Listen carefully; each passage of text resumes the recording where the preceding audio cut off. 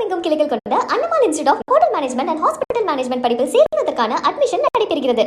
உதகை மலர் கண்காட்சியை காண வரும் சுற்றுலா பயணிகளின் வாகனங்கள் பாஸ் சோதனையால் கூடலூரில் 3 கிலோமீட்டர் தூரம் வரை அணிவகுத்து நின்றதால் கடும் போக்குவரத்து நெரிசல் ஏற்பட்டது.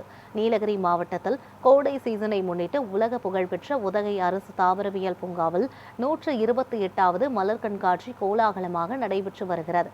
இதனை காண தமிழகம் மட்டுமின்றி கேரளா மற்றும் கர்நாடகா உள்ளிட்ட வெளிமாநிலங்களிலிருந்தும் ஏராளமான சுற்றுலா பயணிகள் வருகை தருகின்றனர். கூடலூர் மற்றும் கூடலூர் சோதனை சாவடிகளில் பாஸ் பரிசோதனை மேற்கொள்ளப்பட்ட பின்னரே வாகனங்கள் அனுமதிக்கப்படுவதால் 3 கிலோமீட்டர் தூரம் வரை வாகனங்கள் அணிவகுத்து நிற்கின்றன. இதனால் சுற்றுலா பயணிகள் கடும் அவதிக்குள்ளான நிலையில் கூடுதல் பணியாளர்களை நியமிக்க வேண்டும் என கோரிக்கை எழுந்துள்ளது.